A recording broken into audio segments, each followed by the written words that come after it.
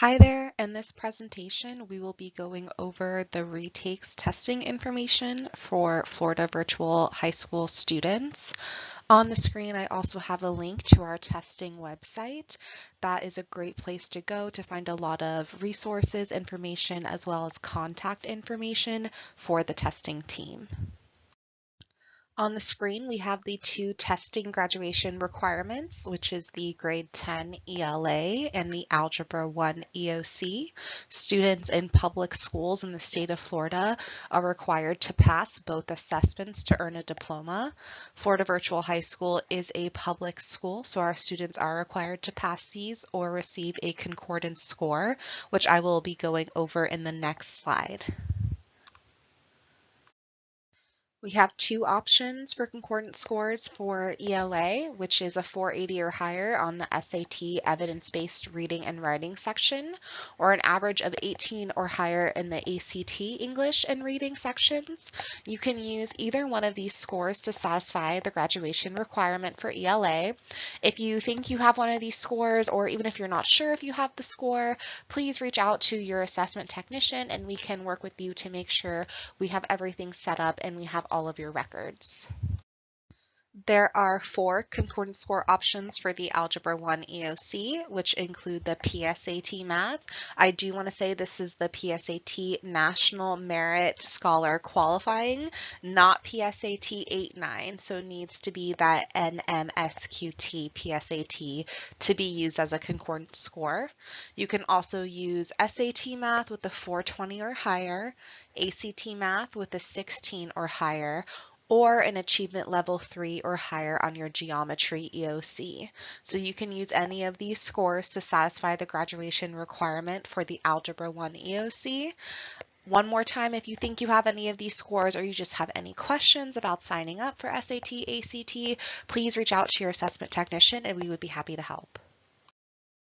Our retakes testing round, which again is just for students who have not met the graduation requirement yet, is going to begin on February 20th and run through March 10th. So we'll be testing you during that window. Your assessment technician will send you your specific schedule with the specific dates and times that you need to report to your test site. I do want to point out, to receive a score for the FSA ELA, you do need to attend all 3 sessions, which is 1 session of writing and 2 sessions of reading. So you have to complete all 3 to receive a final score on the ELA.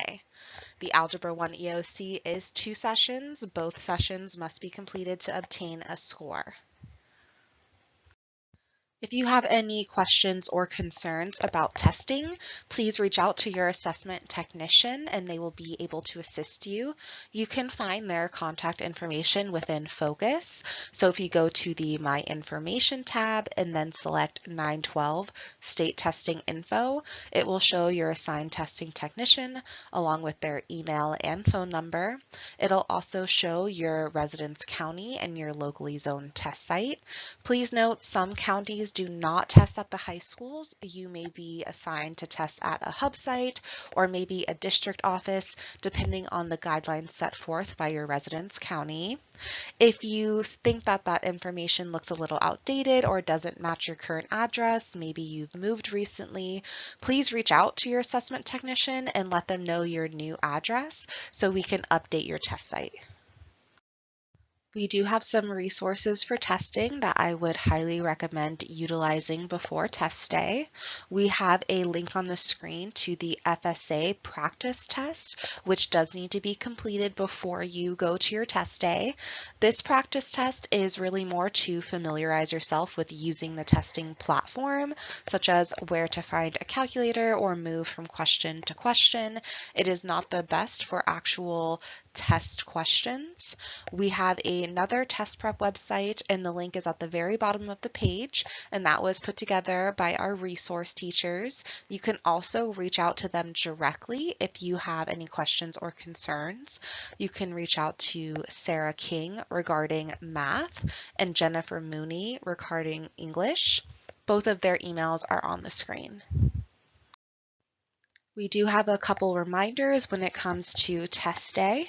I would arrive at least 15 minutes prior to your scheduled time to give you enough time to get through check-in and any security required. You also need to bring a photo ID. If you do not have a state-issued ID like a driver's license, you can reach out to your testing technician and we will get you a student ID. I would also bring a writing utensil, and you'll need headphones for reading day 2. Please note that cell phones are not permitted during testing. Your student can bring a cell phone with them, but they will need to turn it in before testing begins to the proctor, but they'll get it back once testing has completed. And lastly, if you encounter any issues upon arrival, please contact the assessment team before leaving. Usually we can resolve this issue the day of within a couple minutes, so don't leave the testing location without giving us a call first. Thank you.